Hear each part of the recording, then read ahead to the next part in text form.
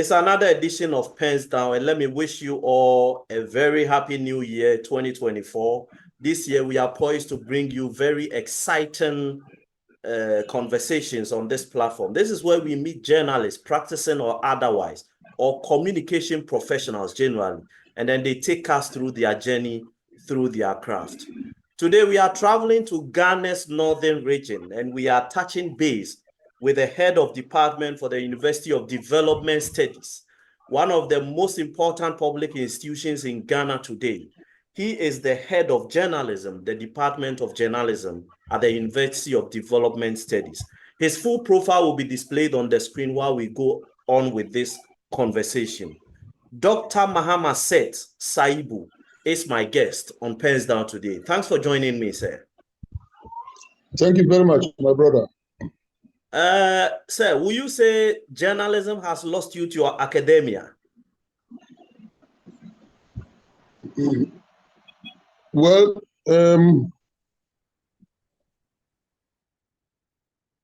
journalism actually is a very interesting profession, but I needed to move on because I've always believed that impacting knowledge on the upcoming ones is more important for me than practicing journalism. After having practiced journalism for 16 years, I thought that it was time for me to go into the classroom to share my experiences with the younger ones. Okay. How did you discover the journalist in you while growing up?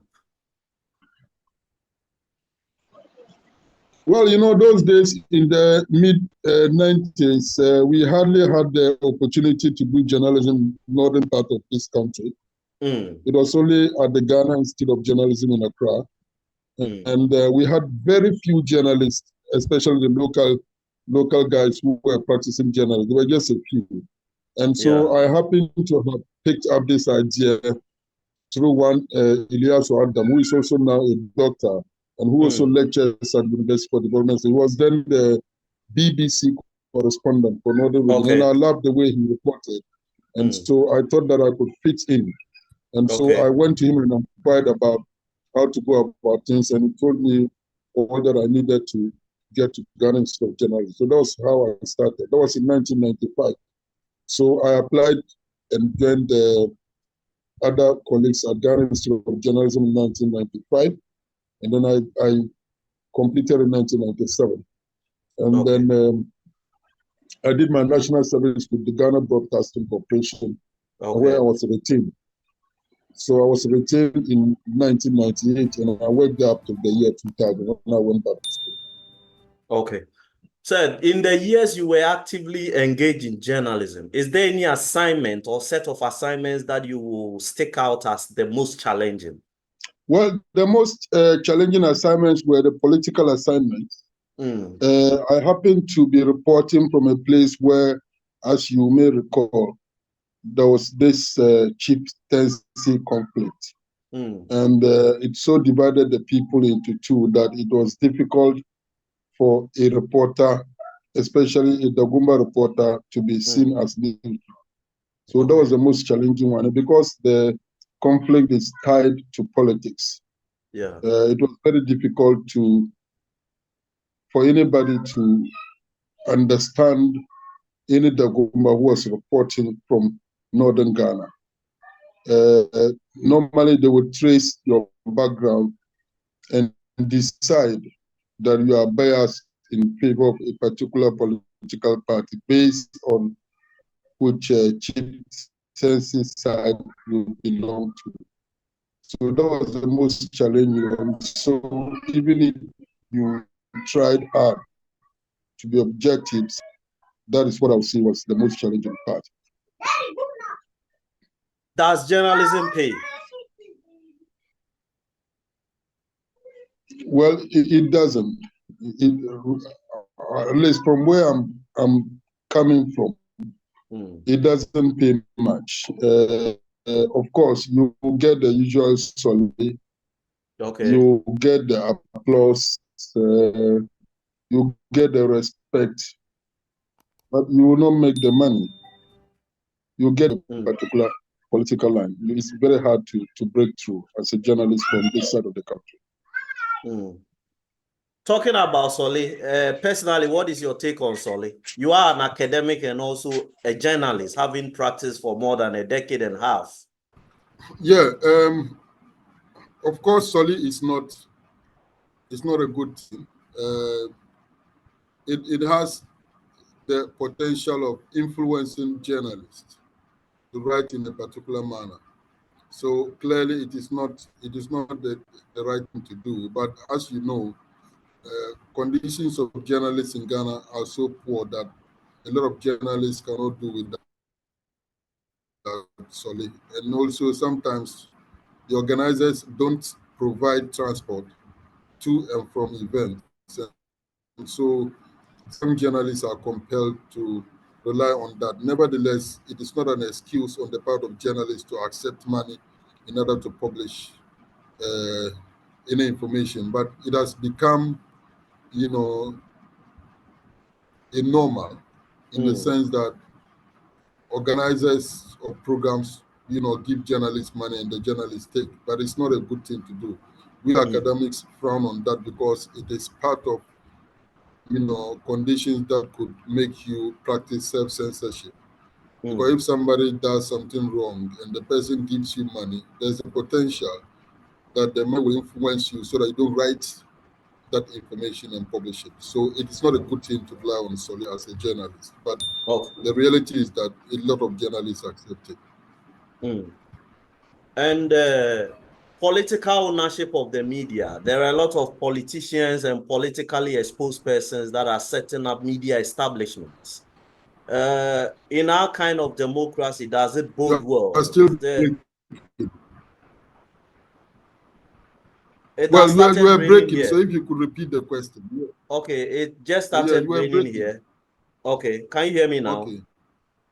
Yeah, I can hear you. Okay, political ownership of the media. There are a lot of politicians who now own powerful media establishments, politically exposed persons also setting up media establishments. Does it bode well for our democracy? Is there a reason to be worried or there's no cause for alarm? Well, I would say that there's no cause for alarm. Mm. Only and if only those media houses make their intentions known, their philosophies known.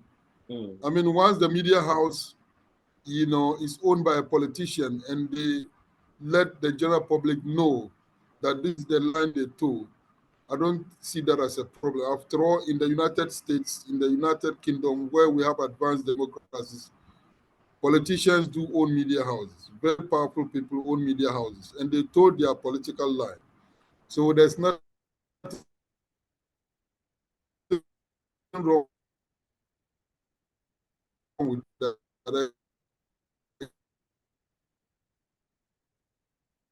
except that you don't like the other side. That is where the problem is. As for, with politicians owning radio stations or media houses in general. But the thing is that they have to be objective. And being objective means that stating the facts and only the facts.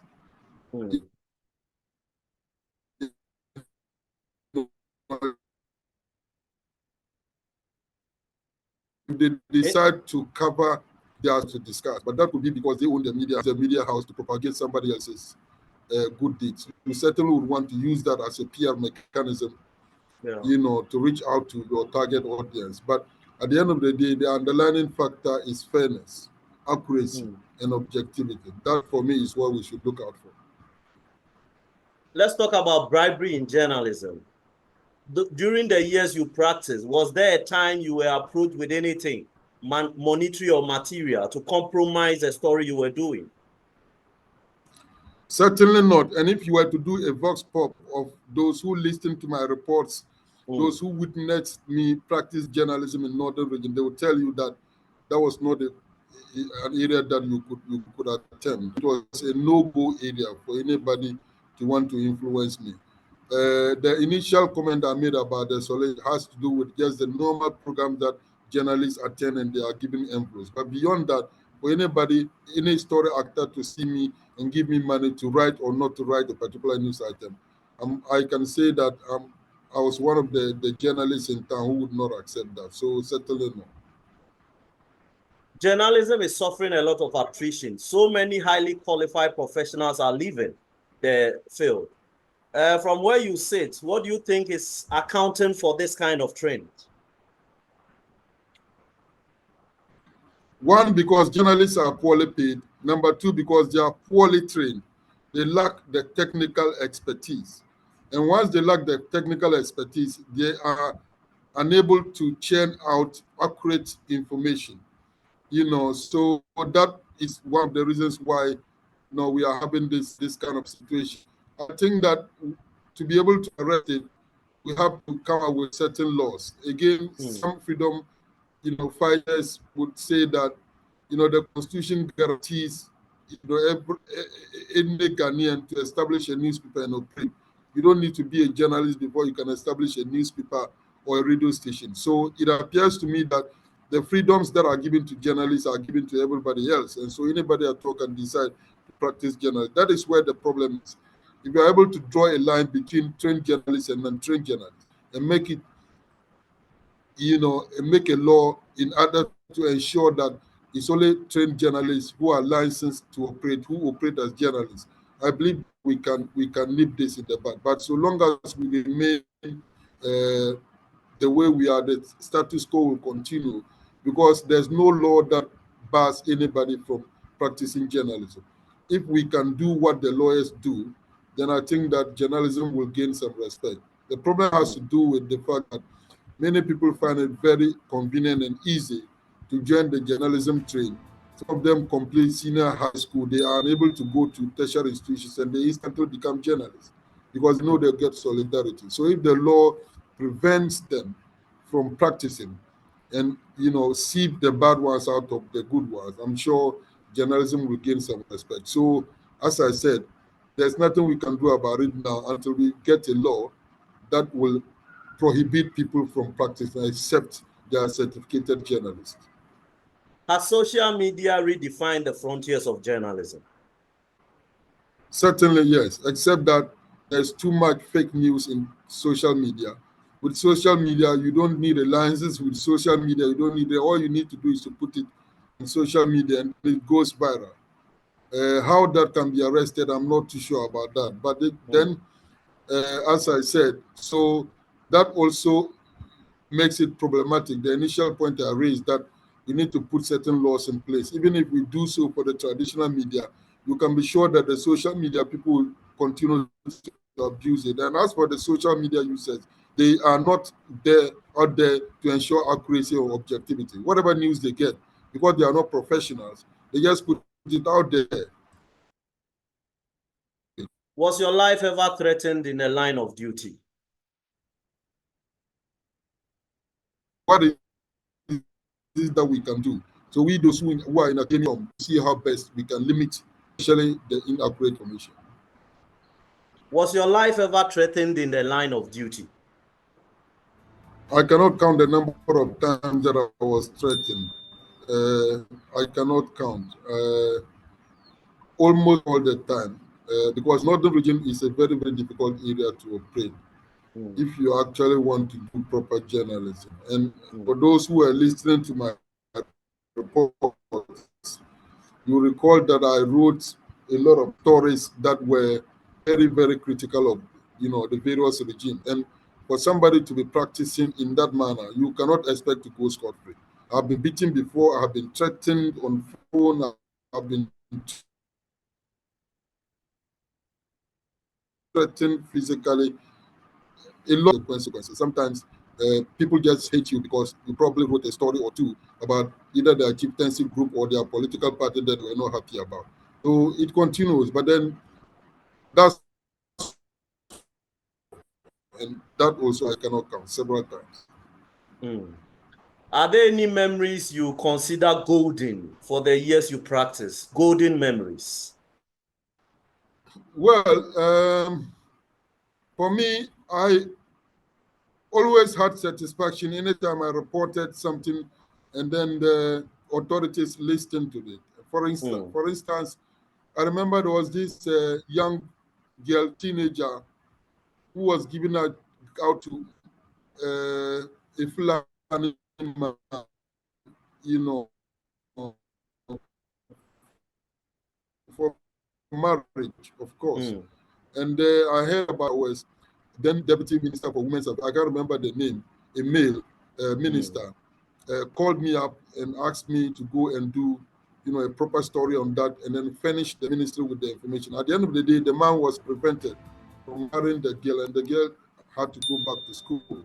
But the idea was to take the girl out of school and give her out for marriage. And these things happen a lot in the northern region. So I was satisfied with that, and so many others that I cannot mention. For instance, lack of electricity, lack of water, students going through, very, very difficult situations on campus. All these, issues were reported, and authorities listened to, even at the hospital, where nurses and doctors were allegedly not doing their best to help patients and all that. I covered all those, and I remember it got to a time that even at the Tamale teaching, anytime I stepped foot on the Tamale teaching hospital, some of the workers were shivering because they knew that this probably will embarrass them later. So they actually were not comfortable anytime they saw me at the hospital, because there were a lot of things happening there. And anytime it happened, my sources will tell me now,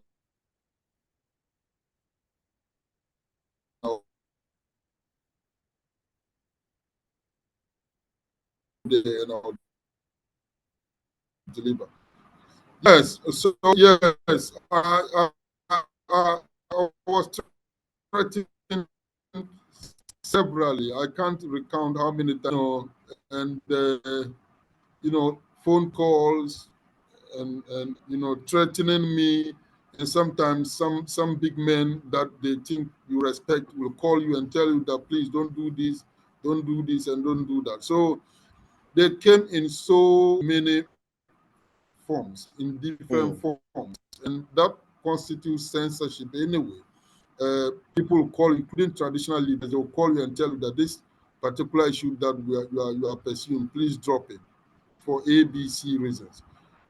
When that happens and you are unyielding, then the next moment you see that people meet you at public places and they insult you, and if you are not lucky, they even try to beat you up. Some will call you on phone and say unprintable words and all that. So all these things happen. And I remember one day I went to Regional Coordinating Council and I was attacked by some MPP tax because they said that, in their opinion, that I was NDC. Yes, physically. In their opinion, I was NDC, and I had no business coming.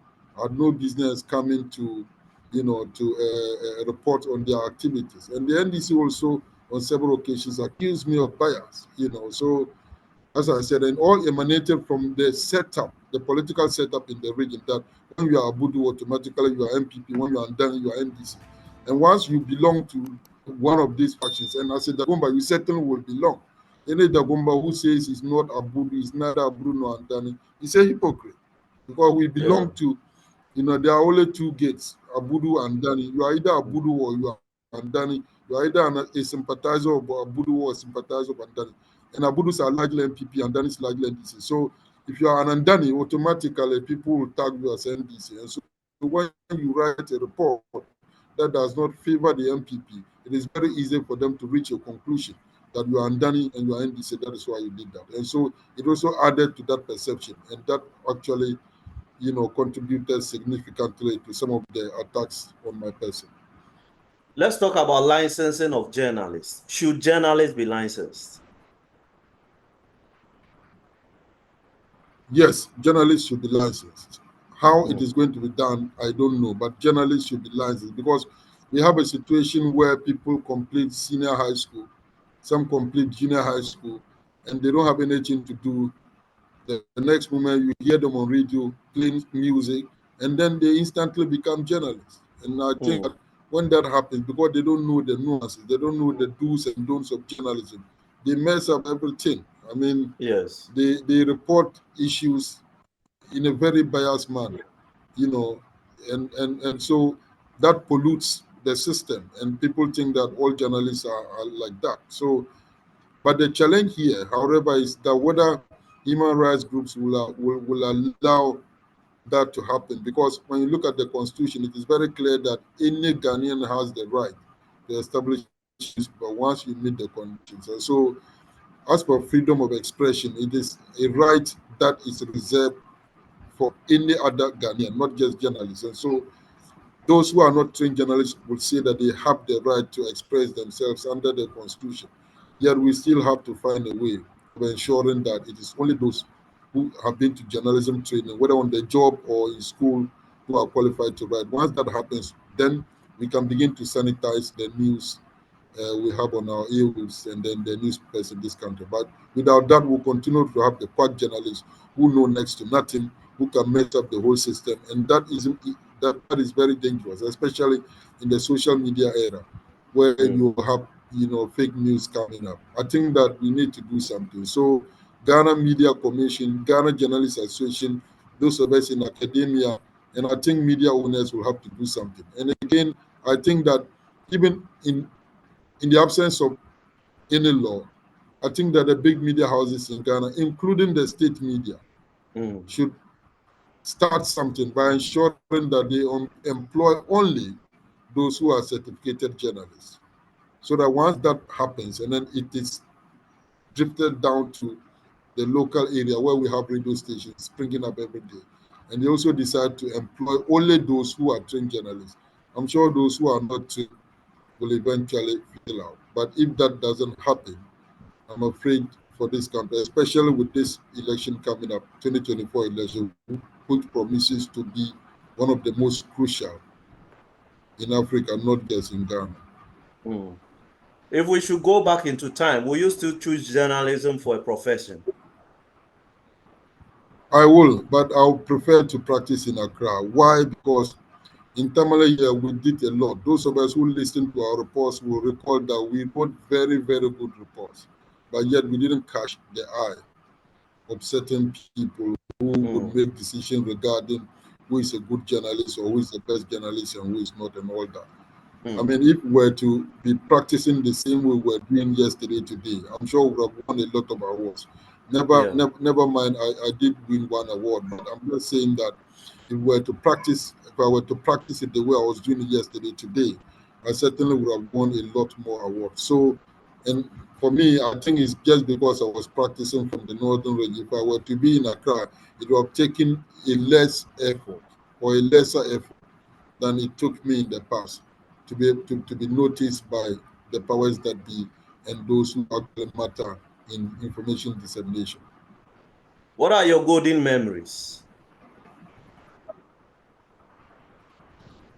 Well, my memories are anytime I wrote a report and then it brought smiles on the people. For instance, students called me that their lecturers or their managers were harassing them, and I reported, and it stopped. And or a community complaining of lack of potable water, I reported. The next moment they get water. I mean, those issues, social, and economic issues, were those that actually touched my head. And then I remember also a report I put out was able to stop a marriage of a 16-year-old who was supposed to be married to an elderly person, a Fulani man, a Fulani lady was supposed to be given to a Fulani man to marry. She was actually a JSS student, and she was removed from school, and she was supposed to marry this man. I heard about it. I did a story, and the next moment, a minister in charge of women and children's affairs, he was a deputy minister, that was under the before regime, called me and asked me to furnish them with more information. I did that. Dispatched a team to go to Dalam area and then stop that marriage. That also I thought was a good thing, because I contributed to girl child education, whether directly or indirectly. A whole lot of reports from the hospital, no oxygen leading to the death of patients, nurses and doctors not treating patients well. So it got to a time that anytime I went to the hospital, they were shivering because they knew that this guy was up to expose something. So I've missed all those moments, but I'm happy that the consolation I have is that I'm now teaching people to do what I used to do, and that for me is what is satisfying me now. Will you encourage a child or a mentee to take to journalism when they approach you with a subject matter that is what they are considering? Yes, but our advice the practices from outside the northern region. Okay. Northern region is said that once you are the Gumba and you are practicing from Tamale, you certainly will be tagged a biased journalist. There's absolutely no doubt about that. And Yes. sometimes even from where you belong, there's too much pressure for you to be biased in favor of them. And once you know the job and you refuse, then you caught, hatred. And that was the situation I found myself in, to the extent that I just thought that I needed a break. And fortunately, thanks to former President John Mahama, I got a scholarship to study my PhD abroad. And that was how the shift came from practice to academia. I was actually tired, and I got that opportunity from former President Mahama, who awarded me a scholarship, and thank God I was able to complete my studies. And now I'm in the classroom teaching people how to practice journalism. So my son or daughter, well, if they want to do it, my advice to them is that they should do it from the nation's capital. There, with a little effort, people will get to notice you. But here, it takes a lot of efforts to be able to make a name operating from the regions.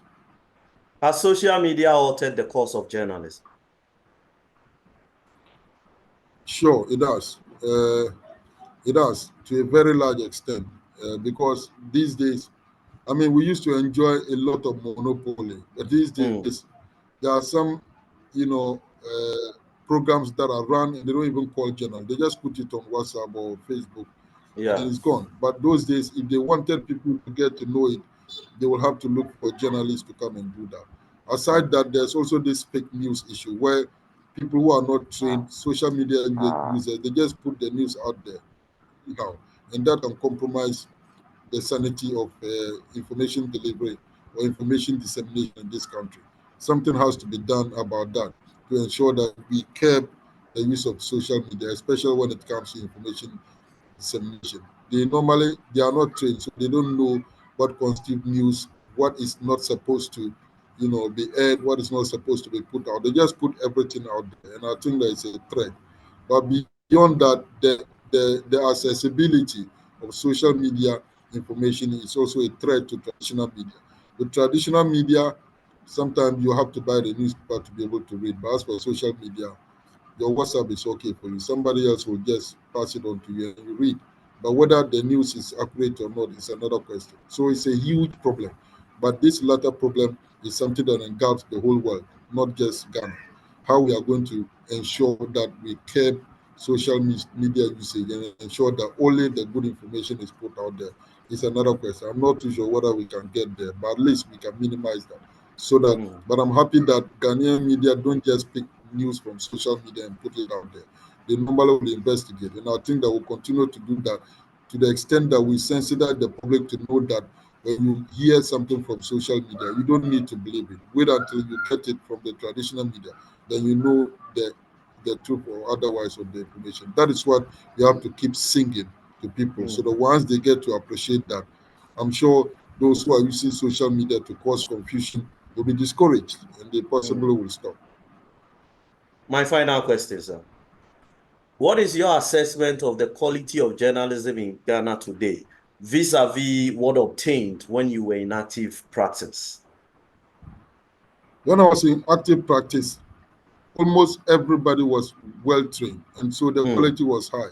They were looking for quality. Now there's quality. I'm sorry to say, there's no quality. And even when you listen to some of the news items, serious grammatical errors. They don't pay attention to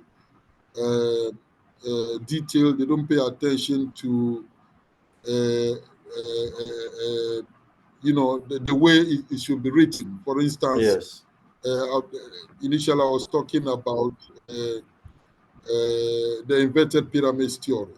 They don't. A lot of media houses don't pay attention to that.